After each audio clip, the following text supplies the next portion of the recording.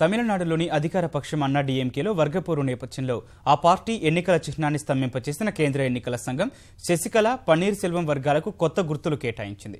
జయమృతితో ఖాళీ అయిన ఆర్కే నగర్ నియోజకవర్గానికి ఏప్రిల్ 12న జరిగే ఉప ఎన్నిక కోసం శశికళ వర్గానికి ఏఐఏడీఎంకే అమ్మ పార్టీ పేరును టోపీ గుర్తును ఖరారు చేసింది.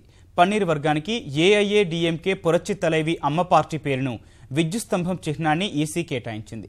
అంతర్గత పోరు నేపథ్యంలో అన్నా డీఎంకే ఎన్నికల చిహ్నమైన రెండాకుల గుర్తును తమకే కేటాయించాలని రెండు వర్గాలు కోరగా ఎన్నికల సంఘం బుధవారం ఆ గుర్తును స్తంభింపచేసింది. ఆర్కే నగర్ ఉప ఎన్నికల్లో శశికళ, పన్నీర్ వర్గీయులు స్వతంత్రులుగా ఏదైనా గుర్తుతో పోటీ చేయాలని తేల్చి చెప్పింది. ఆయా వర్గాల అభ్యర్థనల మేరకు టోపీ, విద్యుత్ స్తంభాల గుర్తుల్ని ఈసీ కేటాయించింది. ఫలితంగా 37 ఏళ్ల తర్వాత అన్నా డీఎంకే పార్టీ చిహ్నం లేకుండానే ఎన్నికల బరిలోకి దిగనుంది.